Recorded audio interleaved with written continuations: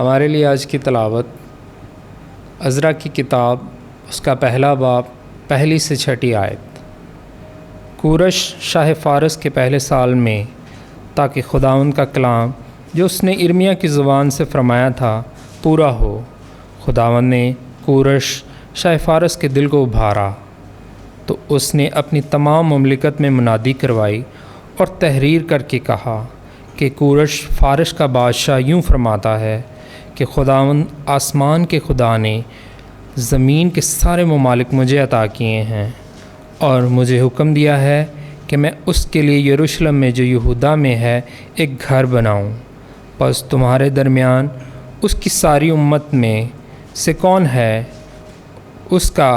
خدا اس کے ساتھ ہو، اور وہ یروشلم کو جو یہودا میں ہے چلا جائے، اور خداوند اسرائیل کے خدا کا گھر بنائے۔ اور وہی خدا ہے جو یروشلم میں ہے، اور ہر ایک جو کسی جگہ میں رہ گیا ہو جہاں کہ وہ پردیسی ہے، تو وہاں کے لوگ چاندی اور سونے اور اسباب اور چپائیوں سے اس کی مدد کریں، ماں سوائے اس کے جو وہ اپنی خوشی سے خدا کے گھر کے لیے دیں جو یروشلم میں ہے۔ تب یہودا اور بنیامین کے آبائی رئیس اور کاہن اور لاوی، ماں ہر ایک کی جس کے دل کو خدا نے ابھارا، اٹھے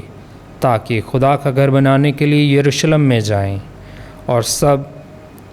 سب نے جو اس کے ارد گرد تھے چاندی کے برتنوں اور سونے اور اسباب اور چپائیوں اور قیمتی چیزوں سے ان کی مدد کی، ماں سوائے اس سب کے جو انہوں نے اپنی خوشی سے دیا۔ پاک کلام کا پڑھا اور سنا جانا ہم سب کے لیے باعث برکت ہو۔ خدا کا شکر ہو۔